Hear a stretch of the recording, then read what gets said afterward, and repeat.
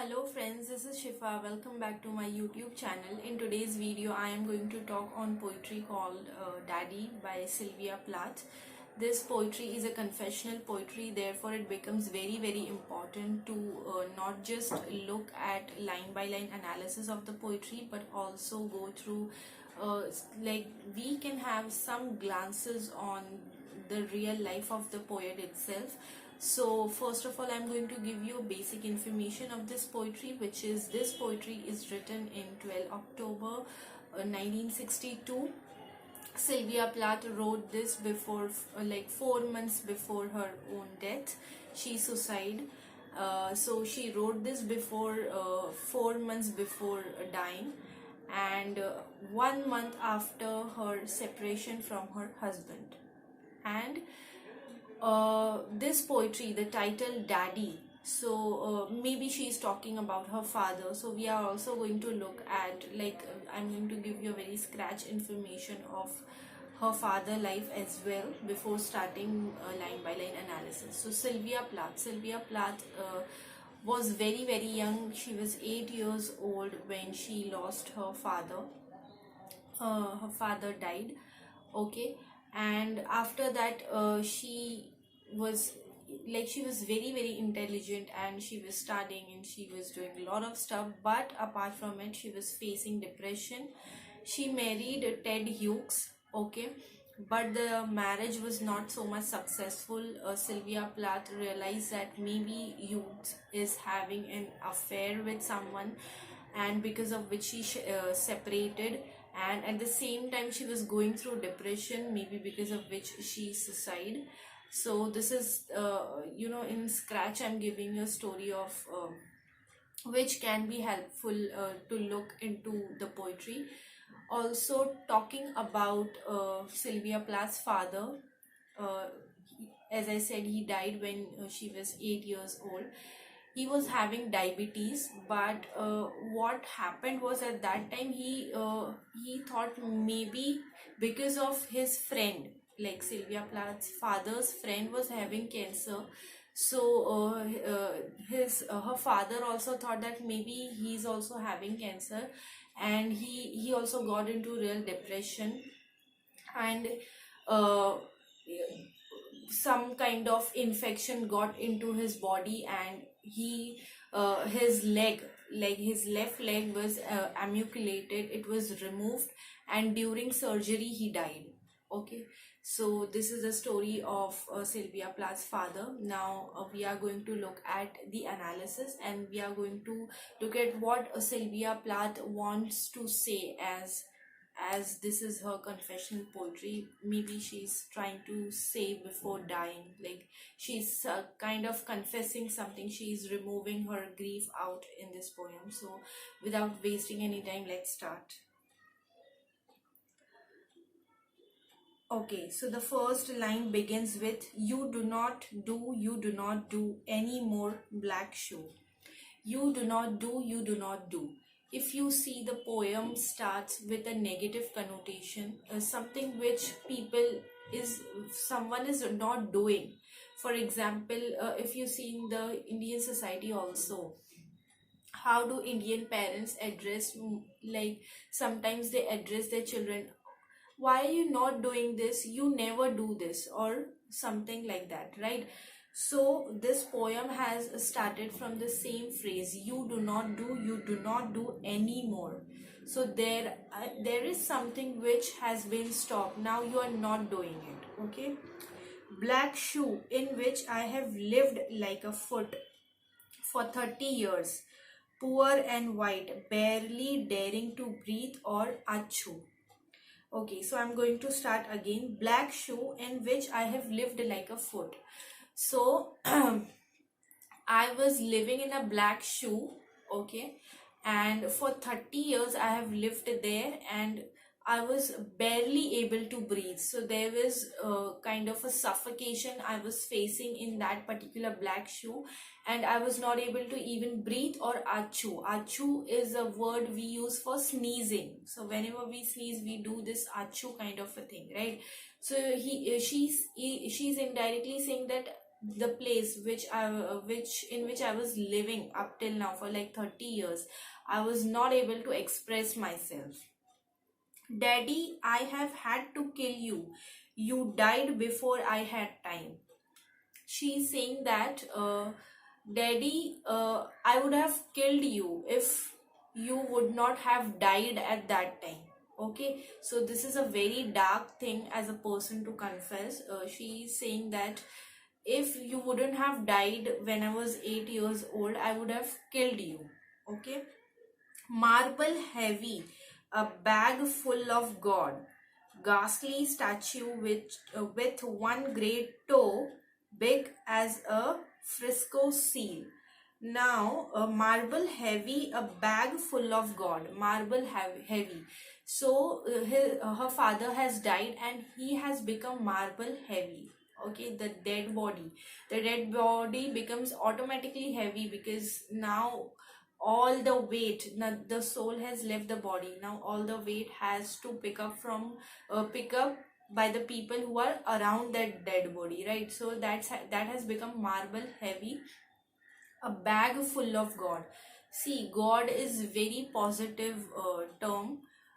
We associate wealthness, fortune and everything with God, but a bag full of God becomes something very negative. Okay, something which is authoritative, something which is powerful and is trying to dictate somebody.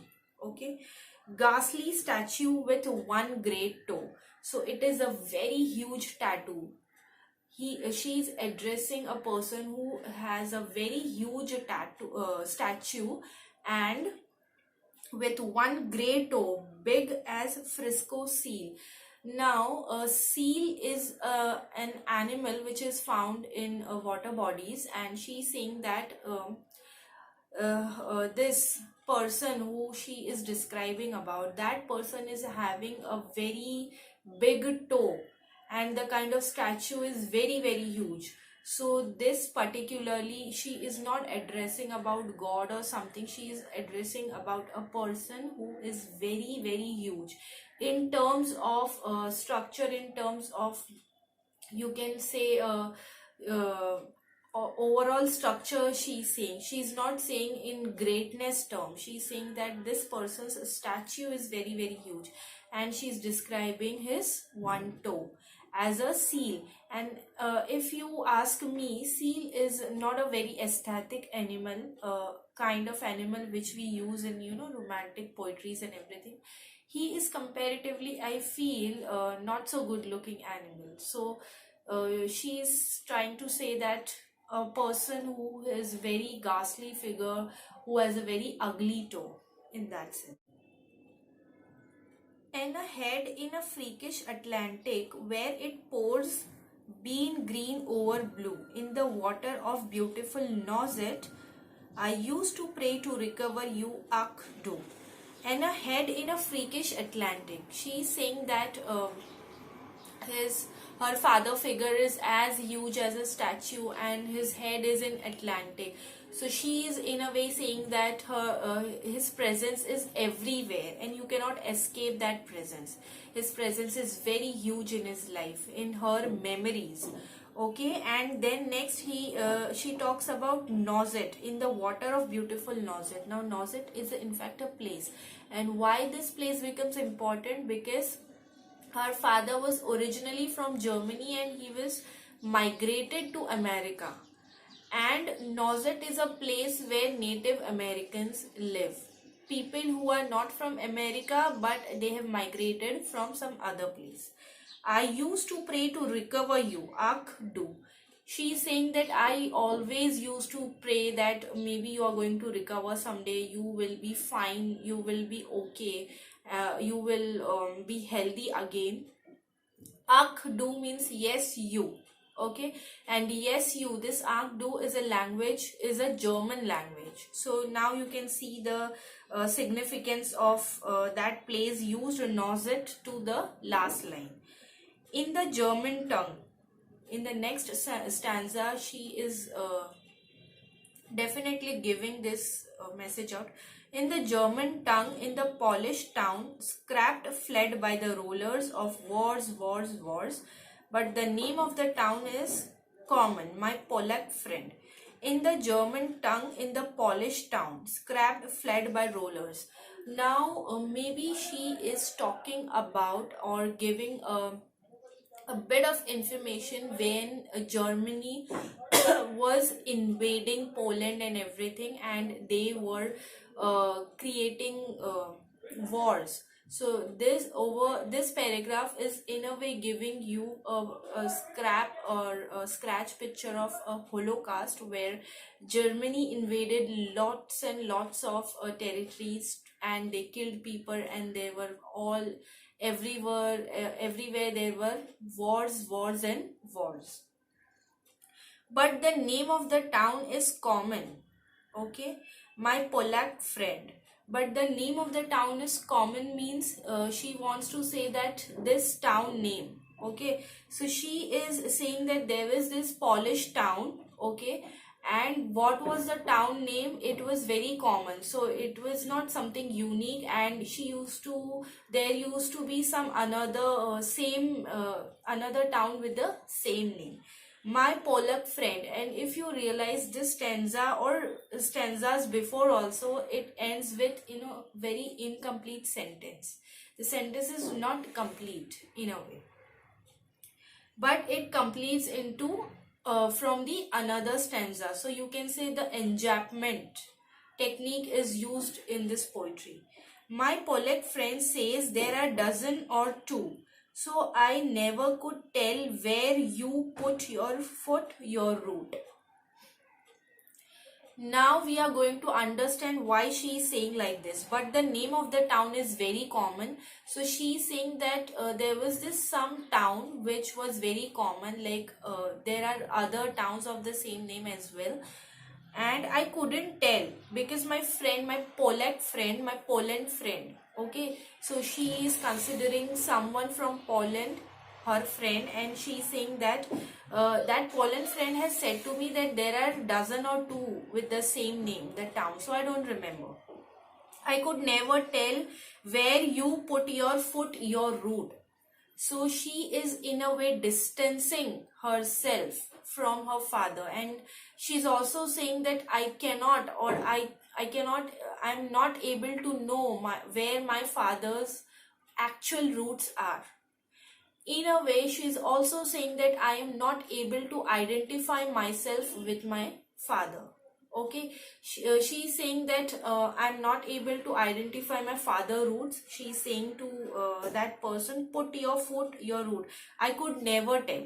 Okay, and also in continuation you can also make it out that make this clear that she's also identifying herself and sorry, she's also discarding her identity from her father. She is saying that I'm not able to identify myself with you.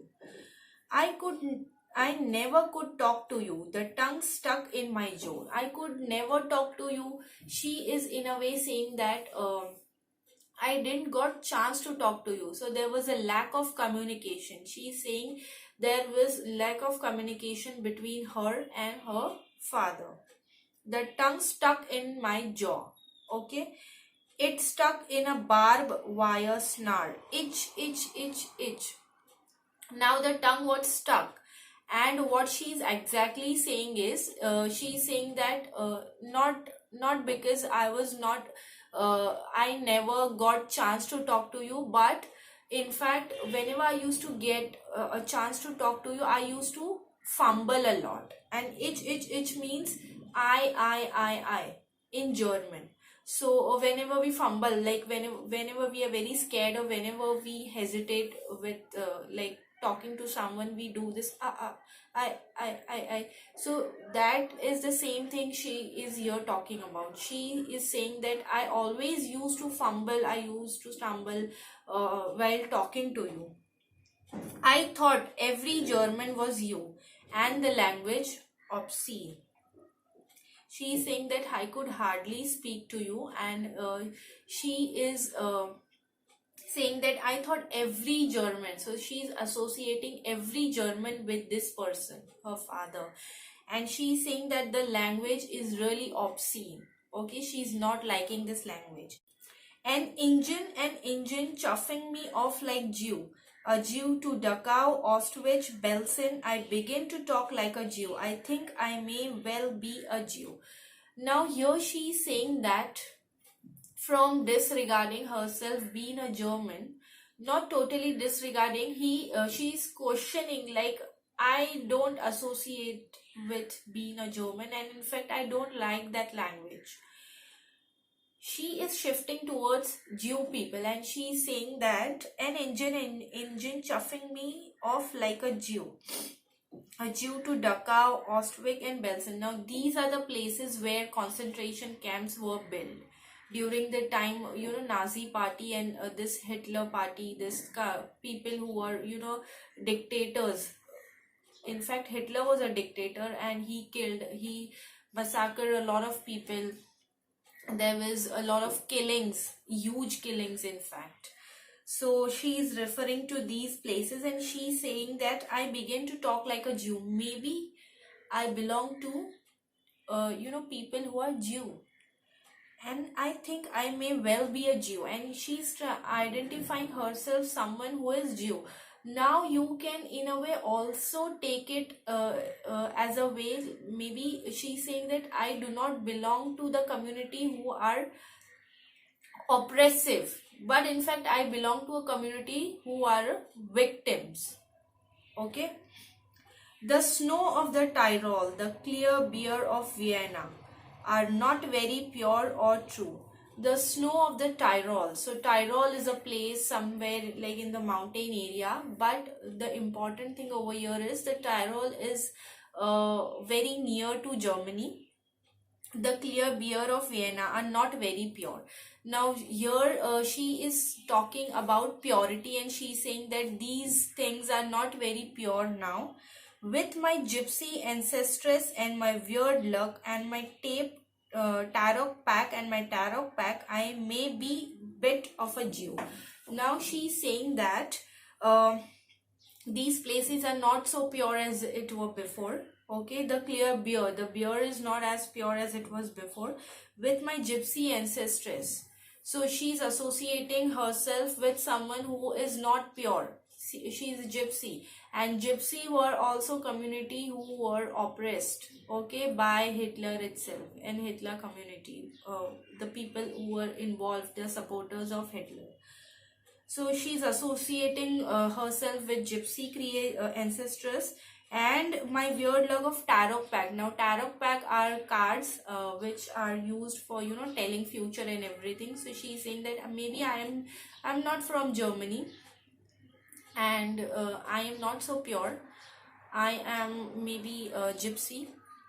Also in terms of purity, if we talk about Hitler was a person who believed that Aryans were pure and non-Aryans were not pure, and therefore he tried to picture Germans as someone who is very pure and chosen, and the rest of the people should be, banished or removed. Okay, and that's how he started all these things. So here the purity, the significance of purity can come into picture, and you can think in that way as well. And she's in the end saying that maybe I'm bit of a Jew, and she's again associating herself with Jew. I have always been scared of you with your Luftwaffe, your gobbledygook, and your neat mustache and your iron eye, bright blue. Panzerman, oh you. Now she's, in a very descriptive way, she's defining someone. With your Luftwaffe, your gobbledygook. Luftwaffe was a German, soldiers and everyone, officers kind of people. Gobbledygook is nonsense. So she's saying these officers, you think they are, some great people, but I think they are just nonsense people. And your neat mustache. So Hitler was having that kind of mustache. Your iron eye, bright blue. As I talk about iron, bright blue, the whole picturization over here is of Hitler's. Panzerman OU. So Panzermen were people who used to drive. They were drivers, so who used to carry, kind of a soldiers and people who used to work during that time. Okay, not God, but a swastika. Now she's again mentioning over here, see, swastika in Hindu symbol as well, it's very pure. Okay, but here she is mentioning not God but a swastika.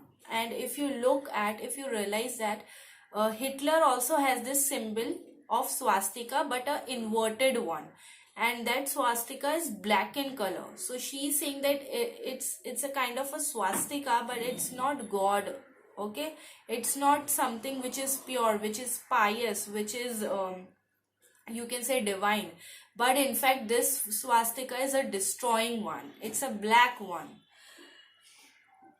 so black no sky could squeak through. Every woman adores a fascist, the boot in the face, the brute heart of a brute like you. Now she is again describing someone who is very brute, who is very brutal, who kills people and everything. And in middle of the stanza, she's saying every woman adores a fascist. Now she's saying that every woman adores a fascist. What does this means? This means that fascist is a person who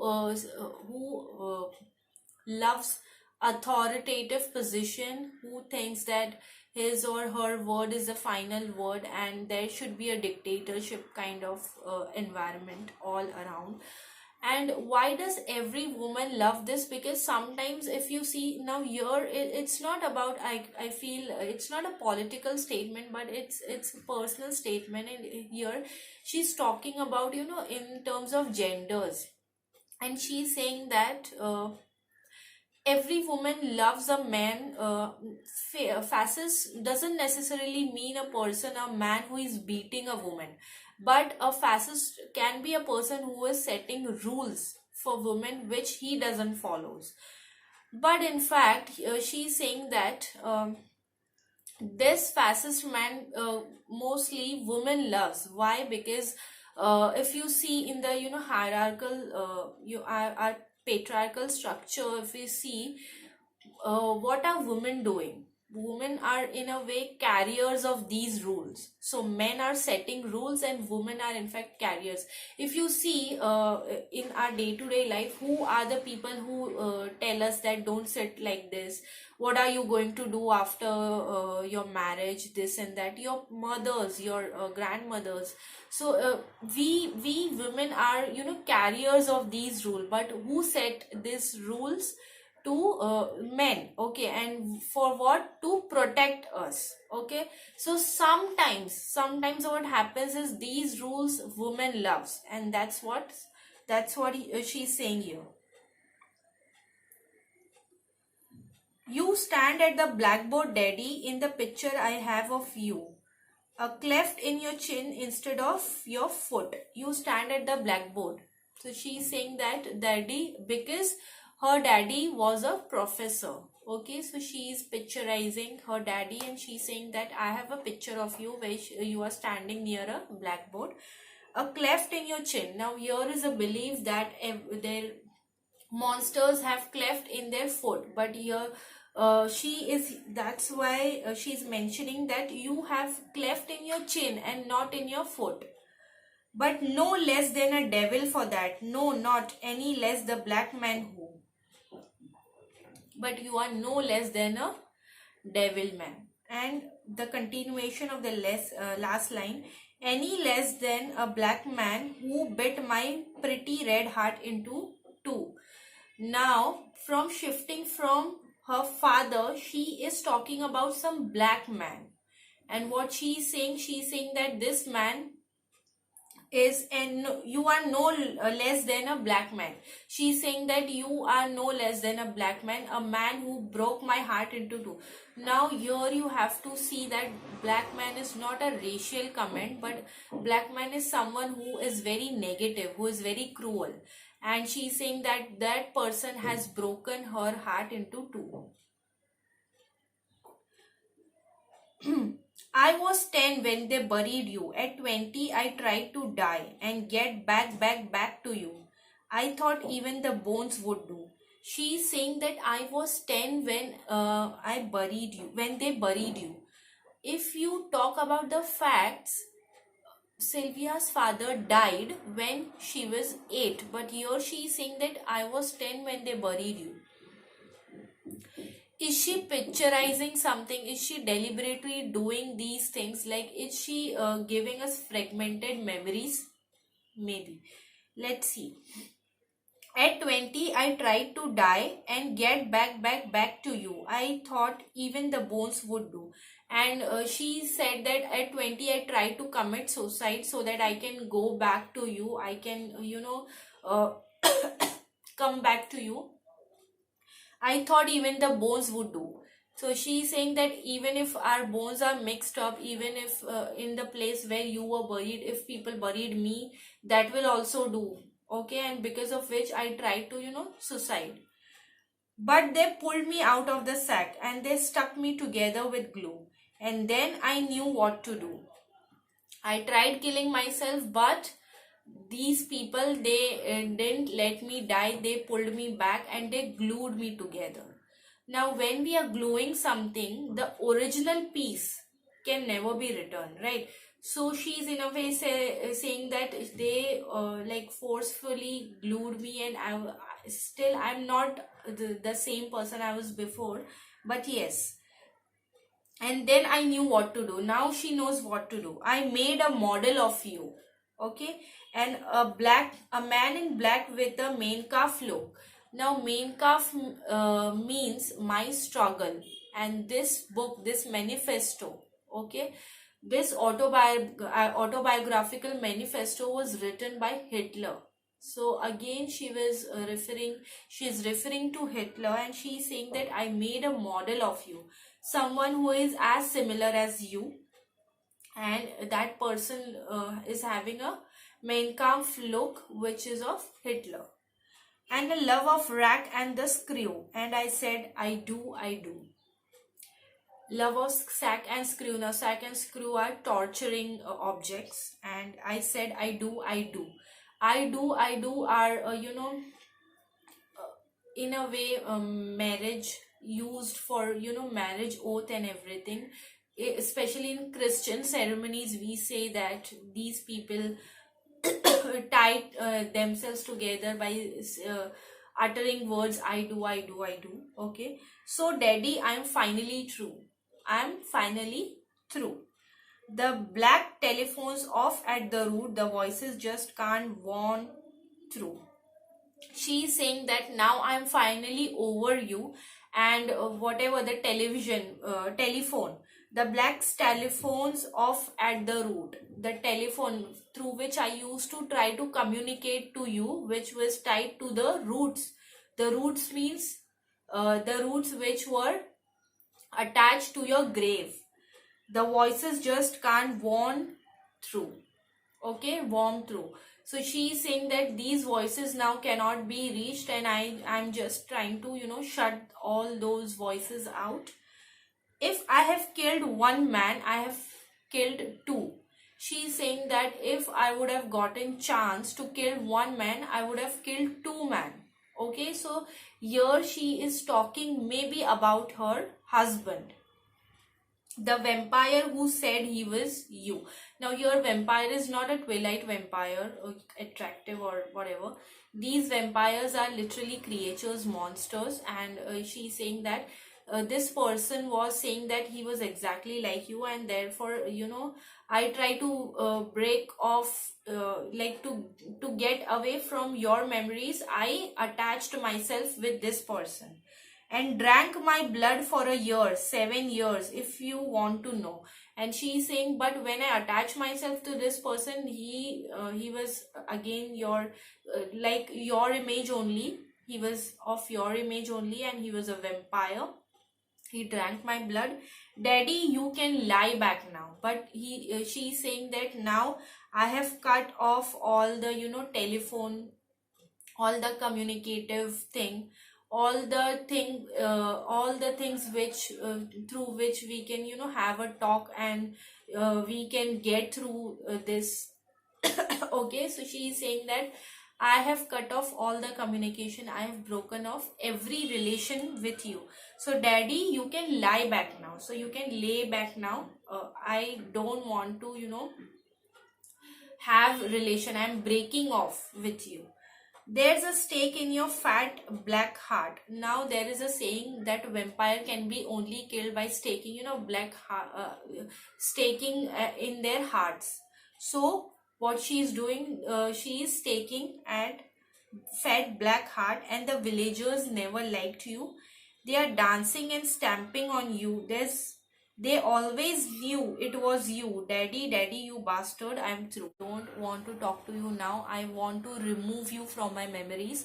And in a very aggressive tone, she is talking. So, while reading the poetry, we got a glance of how there is one figure which might be a Sylvia Plath, or whoever is writing, whoever's perception is there, the narrator is saying that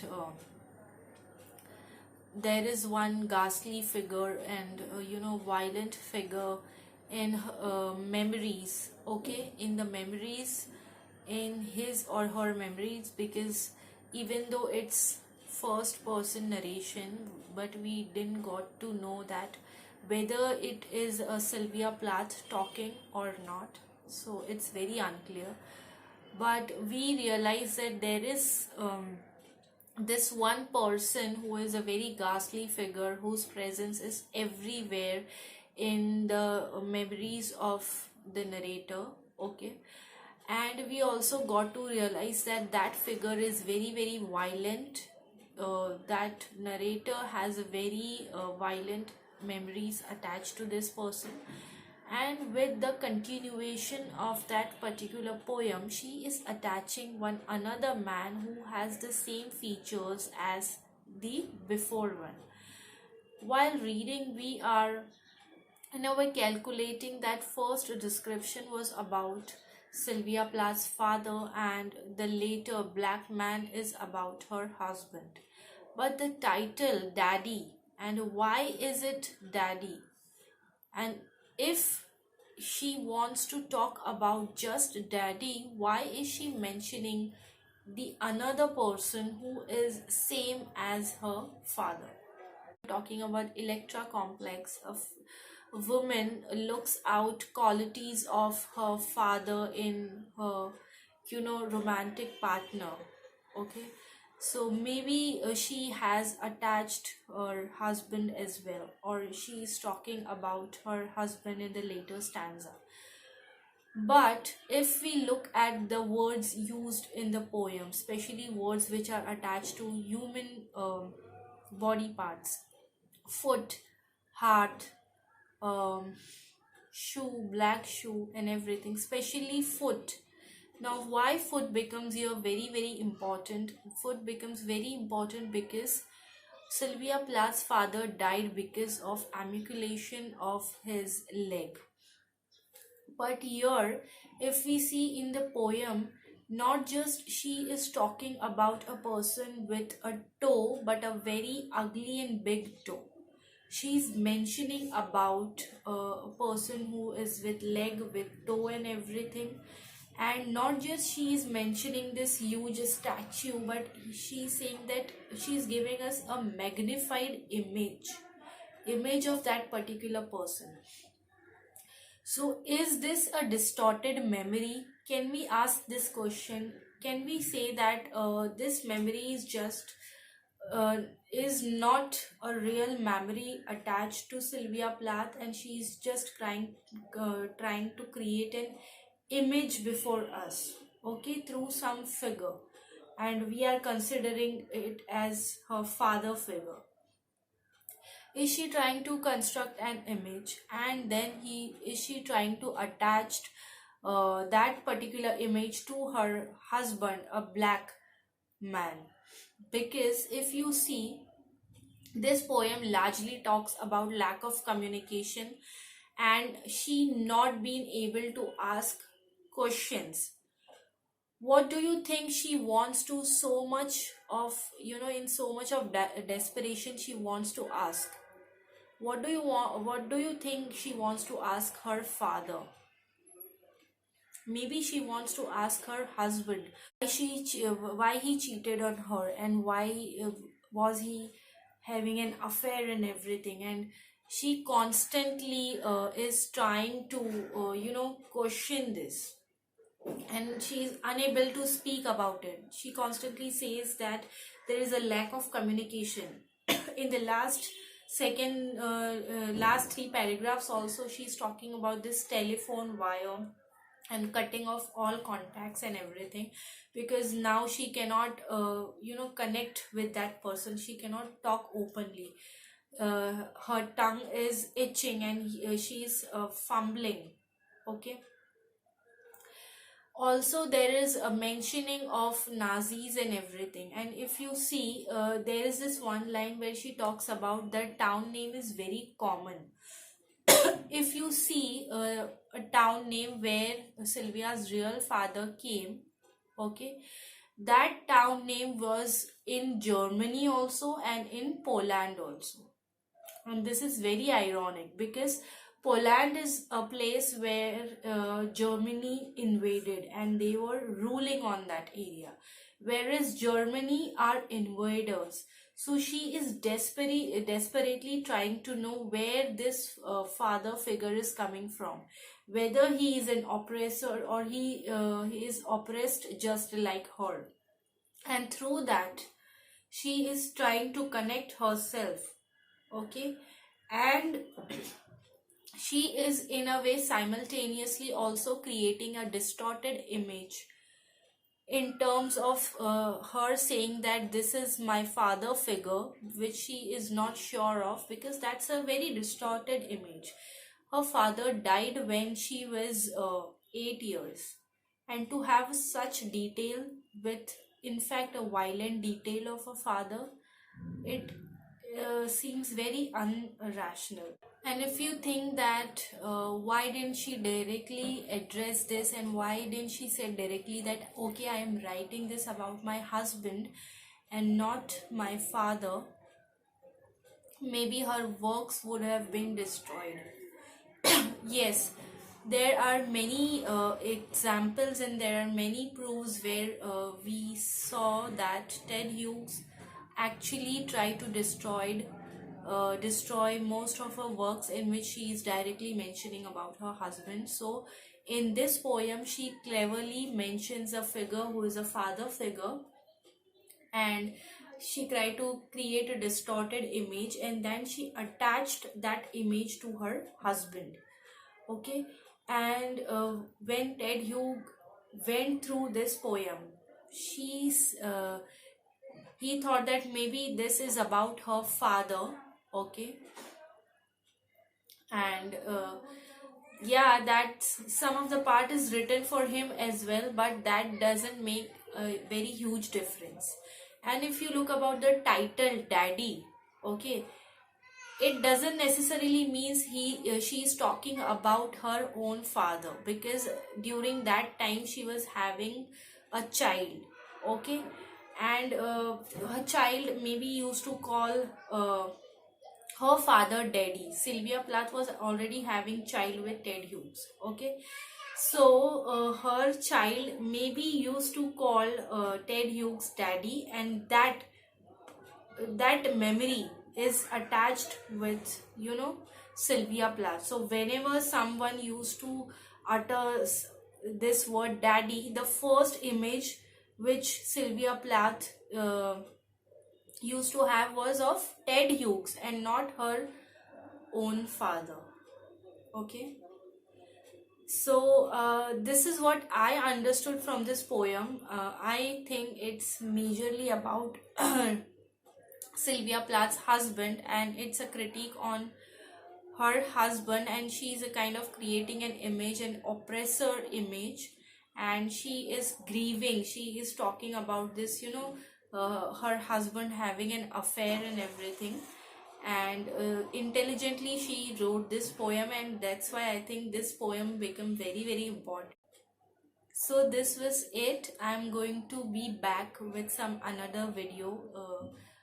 Till then, take care. Bye.